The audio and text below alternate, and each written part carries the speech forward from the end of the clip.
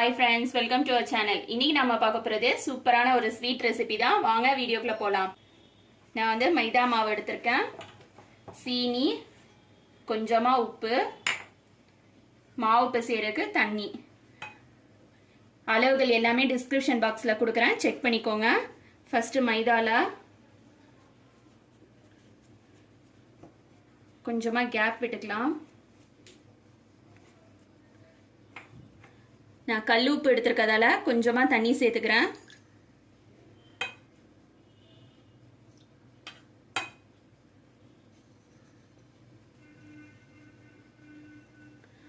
உப்பை கரைச்சிட்டு கொஞ்சமா சேர்த்துக்கலாம். எந்த ஒரு ஸ்வீட் செய்யும்போதும் கொஞ்சமா உப்பு சேர்ந்தோம்னா அந்த ஸ்வீட் வந்து நல்லா தூக்கி கொடுக்கும். ஒரு கரண்டி அளவுக்கு எண்ணெய் சேர்த்துக்கிறேன். இதுக்கு எண்ணெய் சூடா இருக்கணும் அப்படிங்கிற அவசியம்லாம் கிடையாது. மைதாவும் எண்ணெயும் நல்லா கலந்துக்கலாம்.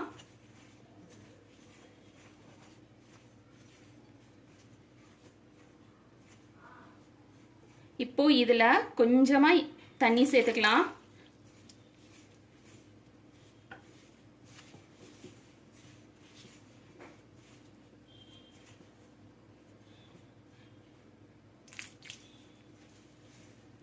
மாவு பாத்தீங்கன்னா கெட்டியா பிசையணும், தண்ணியா பிசையக்கூடாது.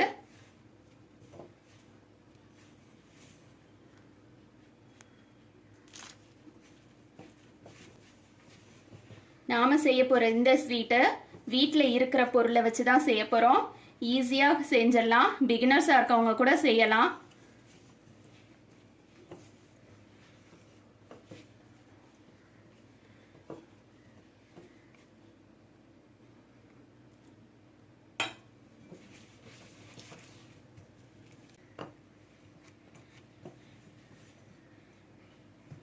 மாவு பாருங்க, இந்த அளவுக்கு டைட்டா பிசையணும்.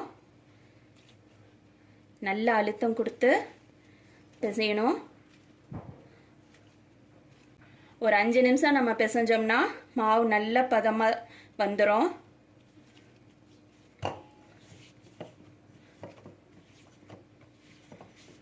இதை ஒரு பக்கமா வச்சுக்கலாம்.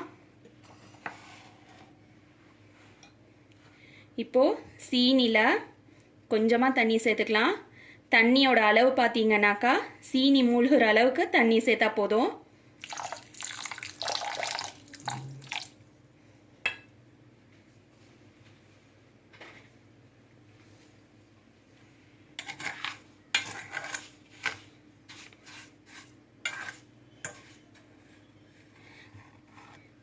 பிகினர்ஸா இருக்கிறவங்க சீனியை நல்லா கரைச்சிட்டு அதுக்கப்புறமா அடுப்புல வச்சு கொதிக்க விடுங்க. இல்லைனா சீனி அடியில் அப்படியே அடி பிடிக்க ஆரம்பிச்சிரும். இந்த அளவுக்கு தண்ணி சேர்த்தா போதும். இப்போ இதை அடுப்பில் வச்சு நல்லா கரைச்சிட்டு பாகுப்பதம் ரெடி பண்ணிக்கலாம். இப்போ பார்த்தீங்கன்னா நம்மளோட சர்க்கரைப்பாகு நல்ல கொதி வந்துருச்சு. இதில் கொஞ்சமாக ஏலக்காய் தட்டி வச்சுருக்கேன், இதை சேர்த்துக்கிறேன்.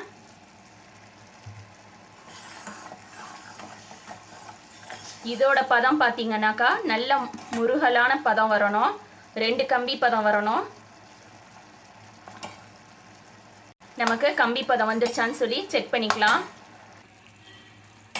இந்த ஸ்டேஜில் நம்ம அடுப்பை ஆஃப் பண்ணி வச்சிடலாம். இது பார்த்தீங்கன்னா ஒரு கம்பி பதம் தான் இருக்கும். அடுப்புலேயே அந்த சூட்லேயே இருக்கும்போது 2 கம்பி பதம் வந்துடும். அந்த நேரத்துக்குள்ள நம்ம பூரி திரட்டிடலாம். ஒரு பவுலில் கார்ன்ஃப்ளவர் வச்சுருக்கேன். கார்ன்ஃப்ளவரில் கொஞ்சமாக எண்ணெய் சேர்த்துக்கலாம்.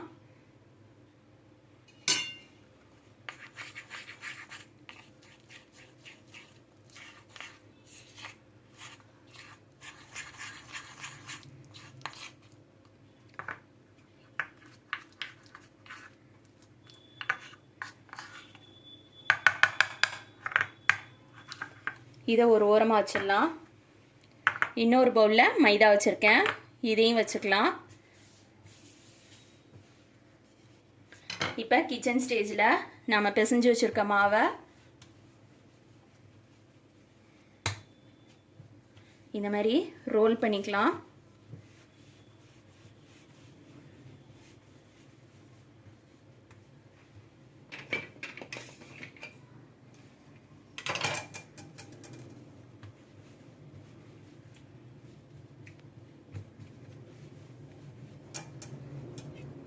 இந்த மாதிரி ரோல் பண்ணிட்டு நமக்கு தேவையான அளவுக்கு கட் பண்ணிக்கலாம்.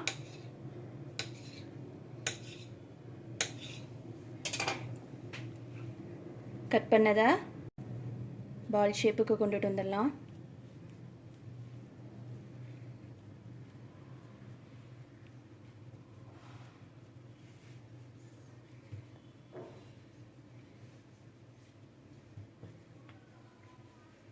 நம்ம எடுத்திருக்க மாவை பூரி சைஸ்க்கு திரட்டிக்கலாம்.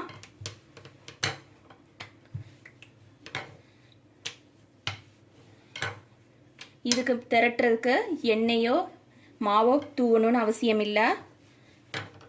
நம்ம மாவு டைட்டாக பிசைஞ்சிருந்தா அதே அழகாக வரும். இந்த சைஸ் போதும். இதே மாதிரி எல்லாத்தையும் திரட்டிக்கலாம்.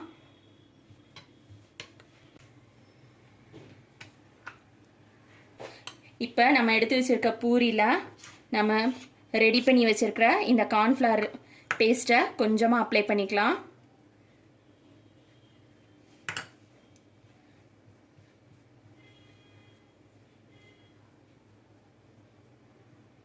எல்லா பக்கமும் அப்ளை பண்ணோம். இதில் மைதா கொஞ்சம் தூவிக்கலாம்.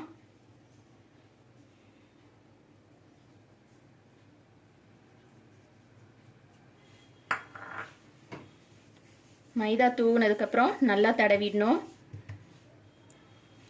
இதுக்கு மேலே அடுத்த பூரி வச்சுக்கலாம்.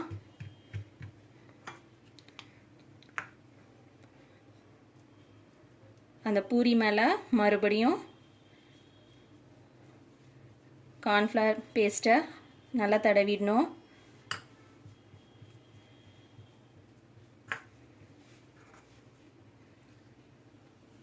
மைதாவை தூவிடலாம். இதே மாதிரி நம்ம 5 பூரி வந்து அடுக்கி வச்சுக்கணும். நான் அடுக்கிட்டு காட்டுறேன். இப்போ பார்த்தீங்கன்னா எல்லா பூரியும் அடுக்கிட்டேன். மேலே லாஸ்ட்டாக வைக்கிற பூரி மேலேயும் இதை வந்து அப்ளை பண்ணணும்.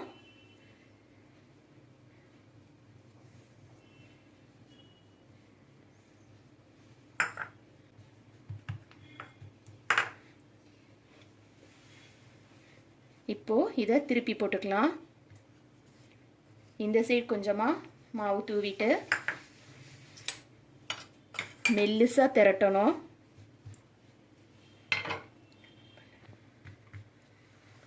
மாவு திரட்ட முன்னாடி 2 சைடும் எடுத்து நல்லா அழுத்தம் கொடுத்துருங்க. இந்த மாதிரி அழுத்தம் கொடுக்கும்போது நம்ம திரட்டும் போது தனியாக கலண்டு வராது. இப்போ பார்த்தீங்கன்னா நல்ல பெருசாக திரட்டணும்.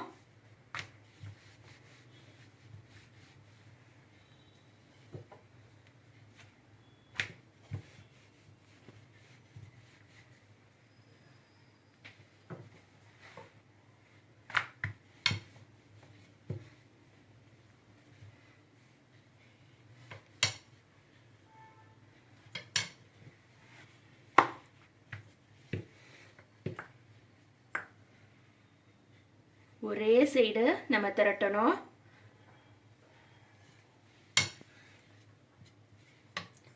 இப்போ இங்கேருந்து திரட்ட ஆரம்பிக்கும்போது இங்கே பார்த்தீங்கன்னா தெரியும், நான் ஒரே இதாக தான் கொண்டுட்டு வரேன்.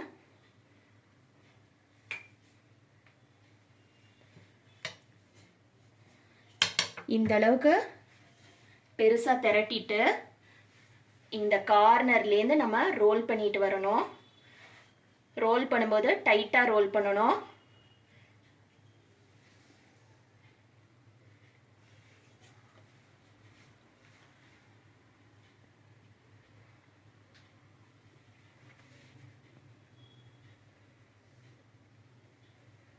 இந்த கார்னர் வரும்போது இங்கே தண்ணி தொட்டு தடவிடலாம்.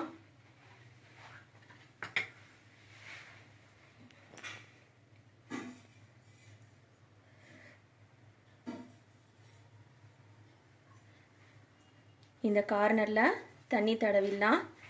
தண்ணி சேர்த்ததுக்கப்புறமா இந்த இடத்த நல்லா சீல் பண்ணிடணும் டைட்டாக. இந்த மாதிரி பண்ணோம்னா நமக்கு ஓரம் பிரியாது.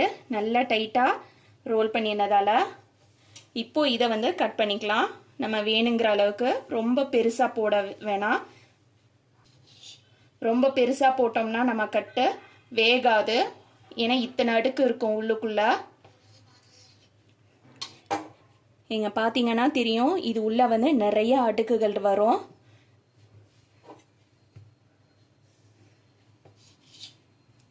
இந்த சைஸ் போட்டாலே போதும். இப்போ இதை நம்மளுடைய உள்ளங்கை வச்சு லேசாக கிராஸாக நம்ம வந்து தேய்க்கணும். இப்போ பாருங்க, நான் தேய்க்கிறேன். இப்படி பண்ணும்போது கிராஸாக போகும். இப்போ இதை வந்து நாம் தேய்ச்சிக்கலாம். திரட்டும் போது ரொம்ப அழுத்தம் கொடுக்கக்கூடாது, ரொம்ப பெருசாகவும் கொடுக்கக்கூடாது.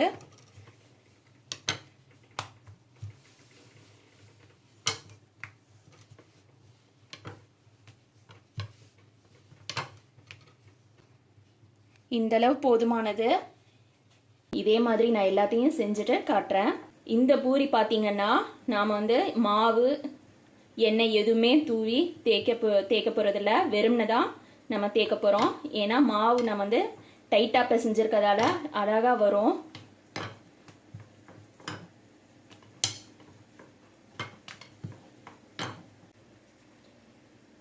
அடுப்பு பக்கம் காட்டுங்க. இங்கே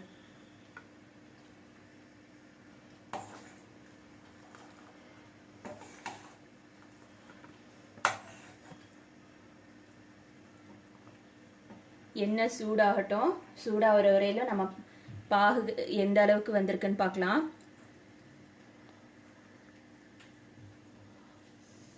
பார்த்தீங்கன்னா அரை கம்பி பதம் வருது. அரை கம்பி வந்துட்டு அது உடையுது. எப்போதுமே அந்த கம்பி வந்துட்டு உடஞ்சிச்சுன்னா அது அரை கம்பி பதம். எண்ணெய் சூடாயிடுச்சு.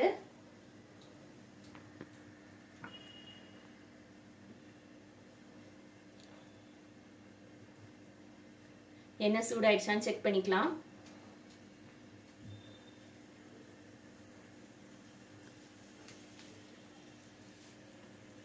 இப்போ நம்மளோட ஒரு பூரியா போட்டுக்கலாம்.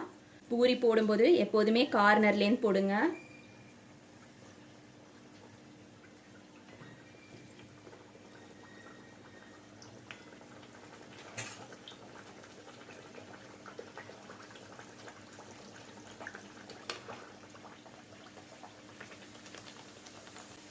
போட்ட உடனேயும் டிஸ்டர்ப் பண்ண வேண்டாம். அதே பாருங்க, மேலே எலும்பி வர ஆரம்பிச்சிருச்சு. இப்போ இதை நம்ம திருப்பி போடலாம்.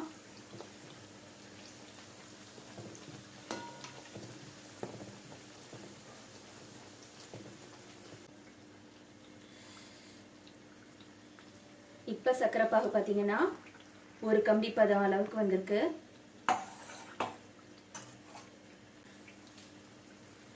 நம்ம பூரி பொரிக்கிற அடுப்பு வந்து மீடியம் ஃப்ளேமில் தான் வச்சுருக்கணும்.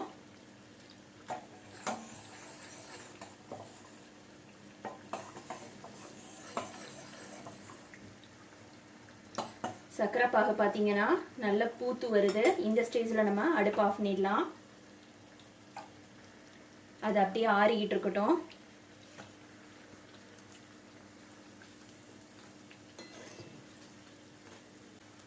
இப்போ நம்மளோட அடுக்கு பூரியை எடுத்துடலாம். இதை வந்து எண்ணெய் வடிகிறதுக்கு ஒரு பிளேட்டில் வச்சிடுறேன்.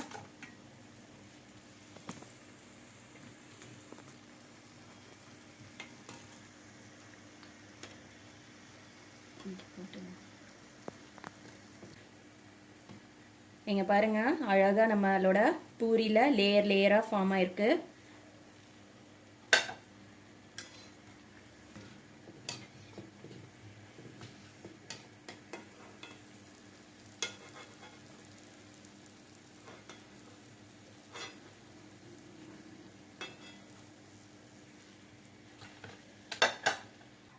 இப்போ பார்த்தீங்கன்னா நம்மளோட பூரி ரெடி ஆயிடுச்சு.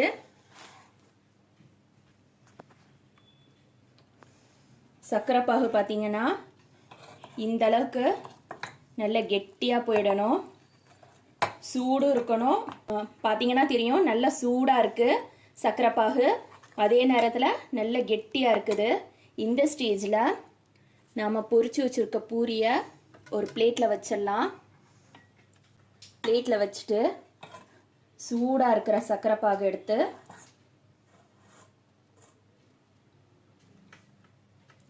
மேலால் அதில் ஊற்றணும்.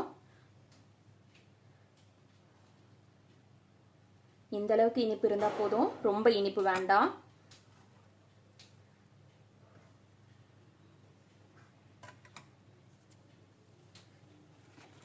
இதே மாதிரி எல்லா பூரியையும் அடுக்கிட்டு அது மேலே இந்த மாதிரி சர்க்கரை பாகை ஊற்றிடலாம். எதுக்காக இந்த மாதிரி மேலால் ஊற்றுறது அப்படின்னாக்கா, நம்ம சர்க்கரை பாகில் போட்டு எடுத்தோம்னா அந்த லேயர் உடஞ்சிரும். மெல்லுசாக இருக்குது பார்த்தீங்களா, இந்த ஓரம்லாம் இதெல்லாம் வந்து உடஞ்சு பார்க்குறக்கே அசிங்கமாக போயிடும். அதே நம்ம இந்த மாதிரி ஊற்றுனோம்னா மேலே ஃபுல்லாக கிறிஸ்பியாக இருக்கும். சப்போஸ் உங்களுக்கு பேக் சைடும் உங்களுக்கு அந்த கிறிஸ்பினஸ் வேணும் அப்படின்னா இந்த மாதிரி டர்ன் பண்ணிவிட்டு நீங்கள் சர்க்கரை பாகை ஊற்றிக்கலாம்.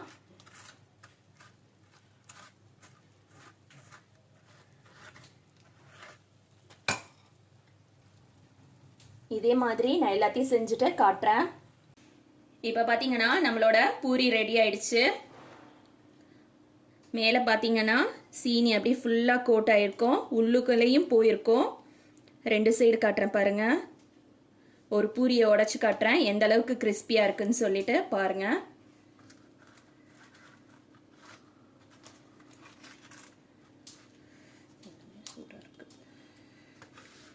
இப்போ பார்த்தீங்கன்னா நம்மளோட பூரியெல்லாம் ரெடி ஆயிடுச்சு. மேலே ஃபுல்லாக சர்க்கரை பாகு கோட் ஆயிடுச்சு பாருங்கள். 2 சைடுமே நல்ல கிறிஸ்பியாக இருக்கும்.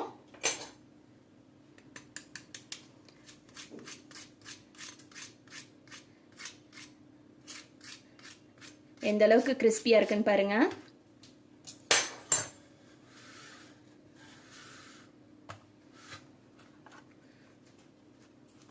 ஒரு பூரியா உடைச்சு காட்டுறேன்.